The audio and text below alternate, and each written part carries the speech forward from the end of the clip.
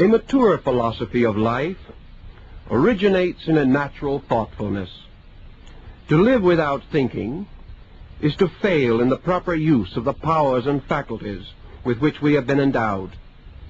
To think without applying our thoughts to the conduct of our affairs is to substitute mere intellectualism for intelligence.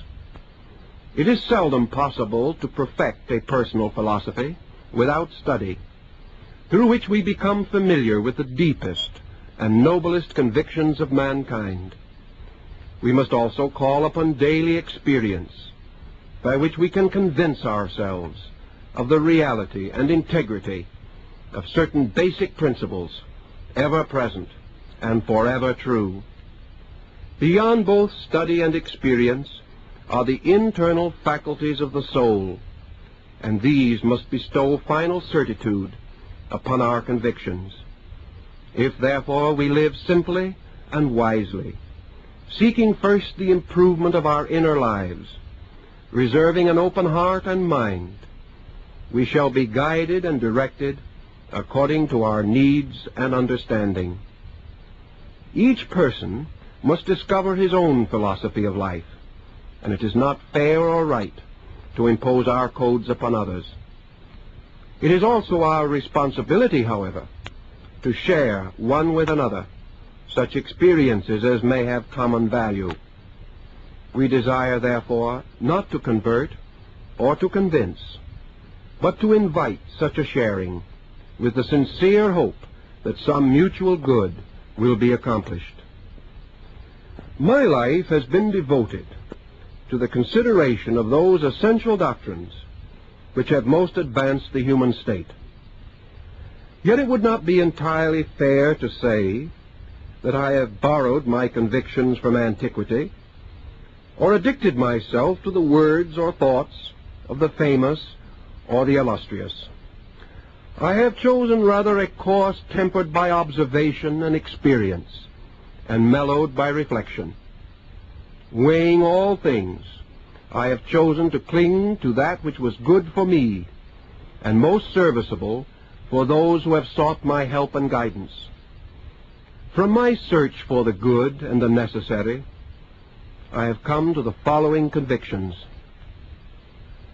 I believe in one supreme and absolute power at the source of life, the cause of all living, and that this ineffable principle may justly and truthfully be named the One and the Good. Whether men call this universal divinity, God, or Allah, or Brahma, or Tao, is of no great concern, for such terms and titles reveal differences of language, but not divergence of ideas. Man has come to know this sovereign good through the seekings of his mind and the longings of his heart. It seems to me, however, that believing in good, and in a God everywhere existing, and forever the source of wisdom, justice, truth, and love, we must in the end come to the realization that all the workings of this creative power are necessary, beautiful, and virtuous. The universe in which we live is one of innumerable manifestations of the divine will. The world, therefore, must be essentially good, for it is not conceivable that a principle shall create contrary to its own nature. If, then, there shall appear to be injustice, inequality, and calamity in the world, they must originate not in the divine understanding, but in human misunderstanding. If it is not given to us to know all things and to solve all mysteries, we must seek through faith, hope, and charity for the beautiful and the good. The will of the eternal power is revealed to us through the laws governing the formation, generation, growth, unfoldment, and improvement of created things. Through reflection, we may experience the realities of these laws and discover them to be both wise and kind, We venerate eternal principles through obedience and through a cheerful acceptance of the lessons of daily living. The end of all learning, the fruits of all labors and endeavors, and the consummation of the deepest and most devout instincts and intuitions of our souls are that we shall come to honor and obey the rules of the vast plan of which we are the conscious and separate parts. All arts, sciences, philosophies, religions, crafts, and trades can enrich our inward lives to the degree that we realize that through them the sovereign laws of existence are variously revealed and manifested for our advancement and enlightenment. I believe that human consciousness is a being separate from the body which it inhabits, and that this consciousness existed prior to embodiment and will survive the dissolution of its physical form. I am convinced of this not only by the authority of religion and philosophy, but also by a natural sense within myself. This belief is reasonably sustained by the circumstances of living. It is difficult to rationally maintain that man is born, suffers, and dies without reason or purpose, nor is it conceivable that experience, knowledge, and understanding, which are obviously and undeniably the richer fruits of living, should cease and be utterly dissolved by the phenomenon of death.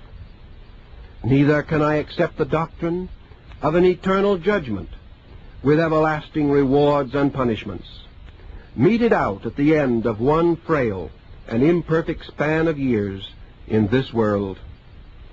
In the economy of nature, and in the benevolence of an abiding providence, all creatures possessing within them the life of the Creator must have an eternal continuance of themselves or in universal being.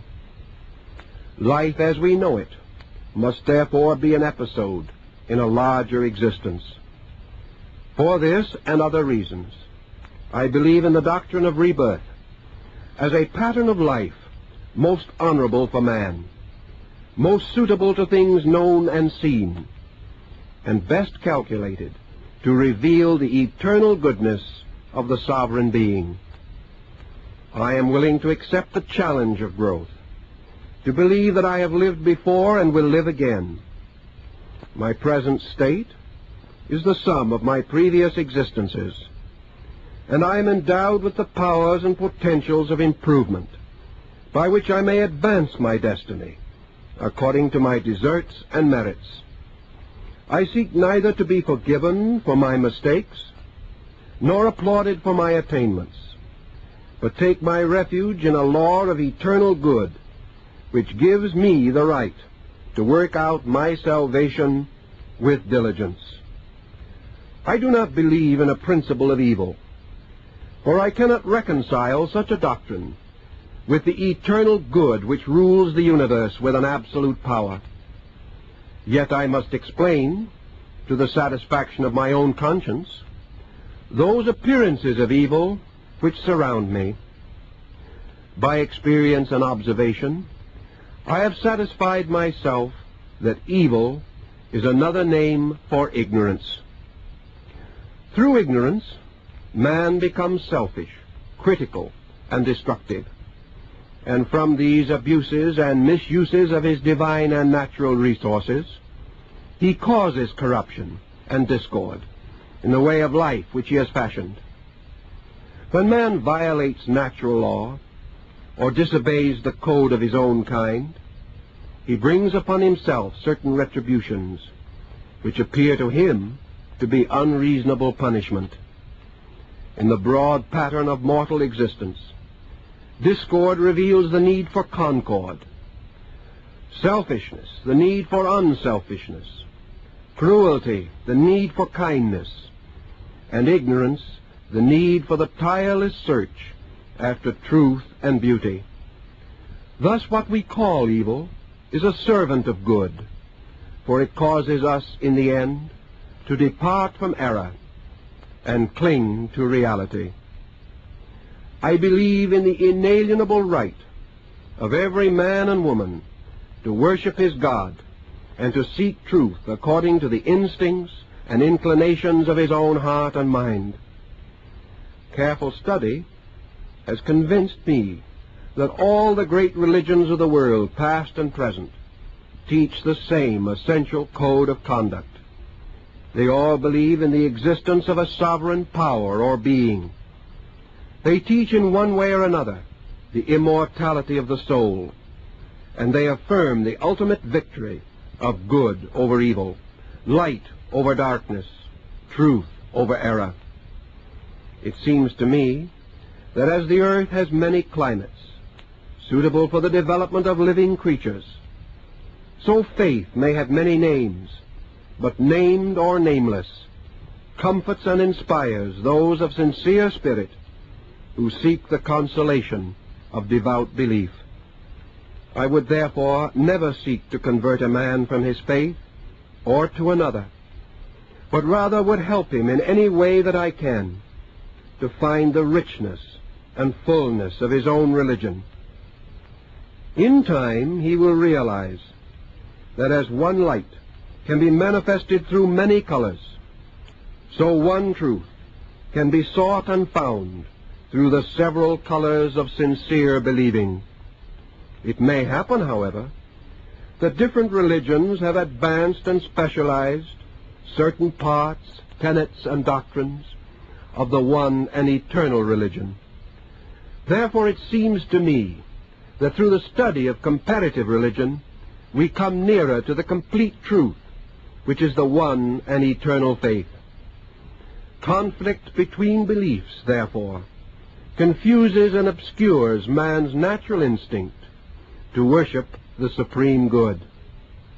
For the same reason, I believe that all races and creatures are parts of one plan, and should not be regarded as in any way separate or distinct from that plan.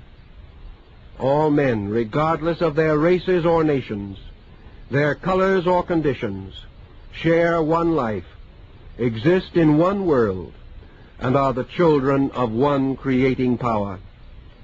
Therefore I shall measure a man not by his complexion, but by his works, and will decline to hold any attitude which disparages him because of circumstances arising from birth or social estate.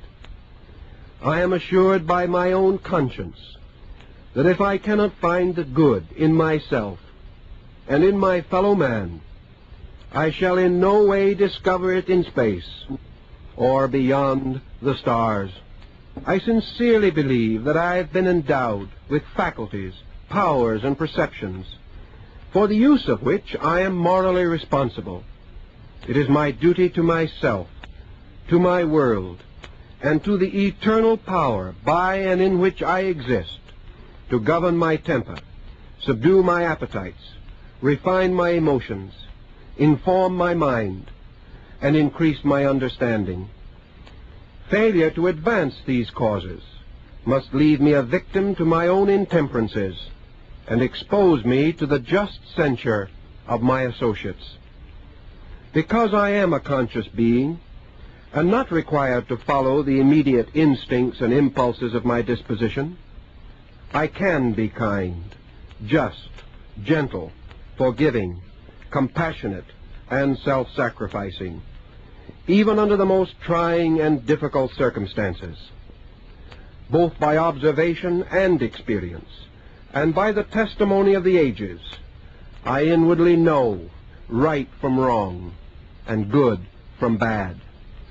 I may not attain to an absolute definition of these terms, but I understand them as they apply to me and to my own conduct. I cannot, therefore, claim to be wise, virtuous, or devout, unless by my actions I sustain such pretensions. It seems to me that the purposes of philosophy and psychology are to guide me in the moderation of my conduct.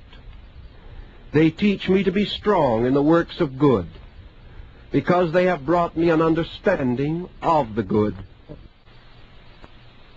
Philosophy is not merely a branch of learning, it is a way of life. Unless I practice that way, I have no part in philosophy, or in true science, or in pure religion, for they all teach the same. I therefore shall judge that man to be good, to be wise, and to be devout, who according to his own abilities and limitations is striving to live well, and to bring his own thoughts and emotions under the control of enlightened understanding. Words without works are dead, and a beautiful belief that does not lead to gentleness of spirit is fruitless. It may well be that we shall all fall short, but we shall count that man a hero who does his best, for we know that his sincere effort will be rewarded with greater insight. I believe it to be right and proper to venerate the good, as it is revealed through those who have served it lovingly and well. Therefore I respect and admire the great philosophers, spiritual leaders, sages, and saints who have gone before. I do not worship them, nor do I desire to copy any one of them, for I believe that each has his own destiny, which must be unfolded and perfected. If we should respect our parents, who are the sources of our being, should we not also respect the wise, who are the sources of our well-being?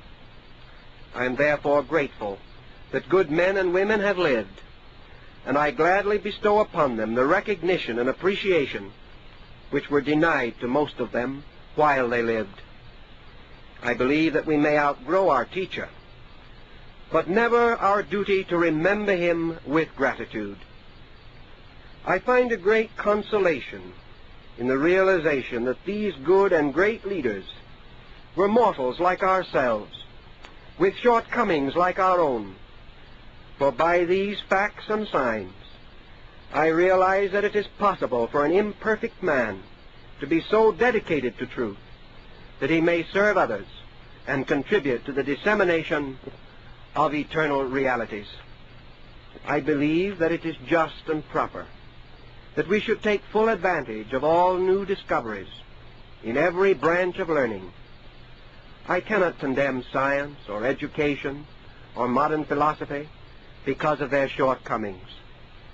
I know that they must be served by imperfect mortals who, like myself, are seeking to grow and to explore the mysteries of life, time, and space. I feel it to be unwise to criticize or condemn, lest I cause others to copy my attitudes or to feel that they are justified in agreeing with me. I have learned from experience that constructive words, kindly appreciation, and a full recognition of good intentions contribute more to the growth of others than fault-finding and disparagement. I am inclined, therefore, to be silent if I cannot commend. A good life must have communion with the inner parts of itself. It is right and proper that we should cultivate quietude and set aside some part of our time to gentle reflection. I believe that the eternal being within us makes known its purposes most immediately and fully through the peaceful heart and the quiet mind. It is therefore of the greatest utility to experience the presence of the eternal good as a benediction upon the spirit, inclining us naturally to peace of soul. There can be no peace without faith, for through faith alone do we discover the truth and reality of peace. I believe that the philosopher should be a law-abiding citizen, should keep the statutes of the nation and community in which he lives, and if he be unable to so accept and acknowledge, he should depart to some other region more suitable to his inclinations. Advancement in learning causes us to wonder about the goodness of things and to appreciate growth and progress. This does not mean, however, that we are unmindful of faults and failings. It is better to be inspired to correct the condition than to allow ourselves to become mere critics. As we cultivate integrity in ourselves, we strengthen and enrich society, thus gradually making possible all reasonable reforms. I have observed that those of cheerful disposition, well disposed toward others, naturally slow to anger and quick to forgive, tolerant and inclined to cultivate peace and concord, are most likely to enjoy good health. Happiness and security must be earned by conduct, and are reserved for those who merit such rewards. Thus it seems that the laws of the universe assert themselves and make known the divine plan for man. Moderation is a virtue, for both abstinence and indulgence are extremes, and nature requires a middle course. I believe that possession is a conceit of the human mind. We are not here to exercise ownership, but to accept a certain stewardship. We cannot possess other persons without injuring them, and even more afflicting ourselves. To have more than we need is a burden to the soul, and a constant temptation to excess and extravagance. Those with many worldly goods have slight time or incentive for the cultivation of character. They become the servants of their own belongings and are deluded with a false sense of security. It is good for every person to work. Love of religion or philosophy, or the effort to acquire spiritual graces, should never prevent an individual from being a self-sustaining member of society. To be skilled in a craft or a trade is to participate in the experience of creativeness, and to retain honor, and to preserve dignity of person. Nor can I conceive one useful labor to be more excellent than another, or that humble endeavor should be looked down upon or despised. Honest toil is as much a part of religion as the most elaborate ritual in the church or the cathedral. I believe that love is an eternal power and a natural part of the sovereign good. If all things be created by wisdom and supported by strength, they shall be perfected by love. Wherever the redeeming power is present in the world, working the mysteries of regeneration and redemption, there we shall find love. It is a medicine for the sickness of the mind, the debility of the soul, or the exhaustion of the body. By love all things are tempered and subdued, and their perfect works are revealed.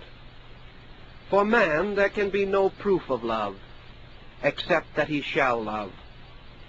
By the power of love he is induced to sacrifice himself, and to place the happiness of others above his own. If he loves truly, he will act nobly. He will find no excuse for unkindness or discord, but will forgive his enemy and sustain his friend. There can be no peace in this world, no tranquility within man, no sharing in the grace of the eternal, without love. By it, wisdom shall be made alive. Knowledge shall be used for the common good. Science will become the servant of progress, and religion will end its doctrine of fear.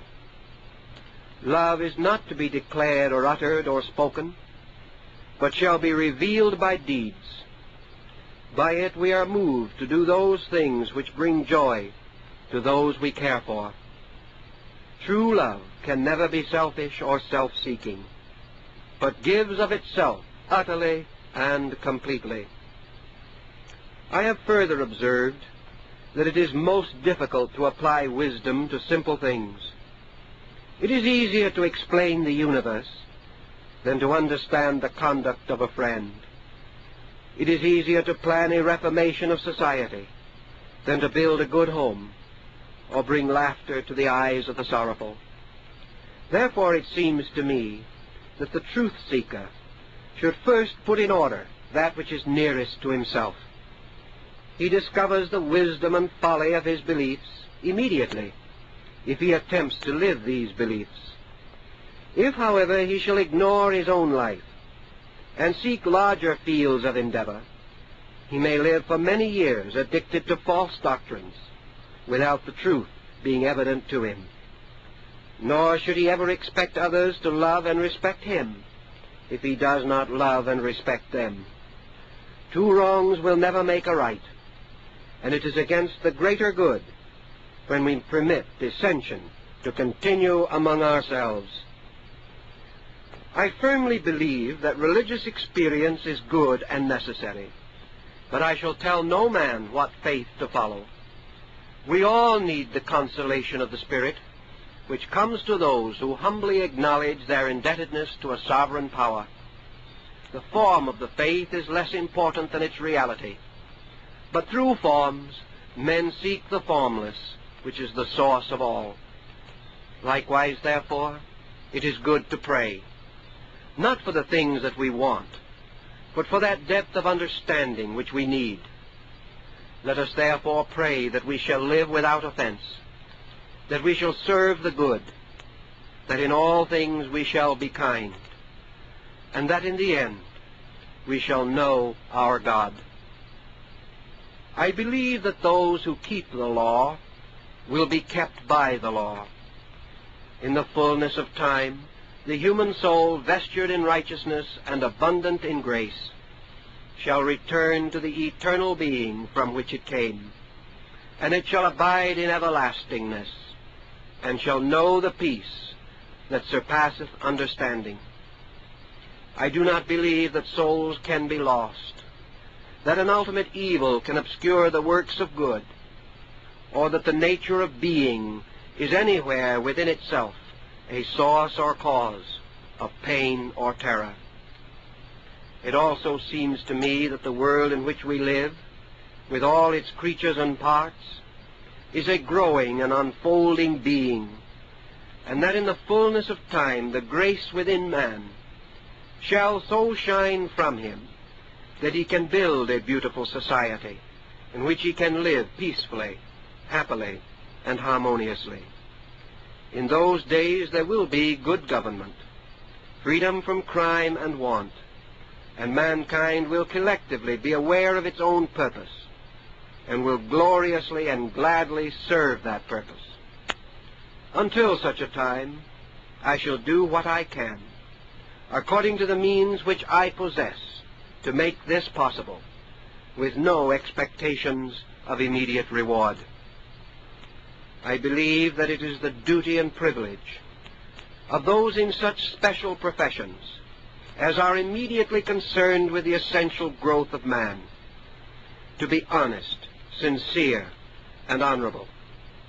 I believe that they cannot, without the gravest injury to themselves and others, allow selfishness or self-interest to influence them.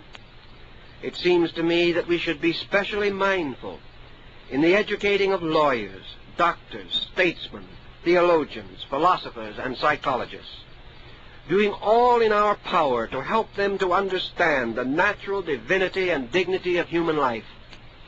For as these exercise a wide influence upon the popular mind, they should realize that it is in their power to minister to the inner needs as well as to the outer necessities of those who depend upon them.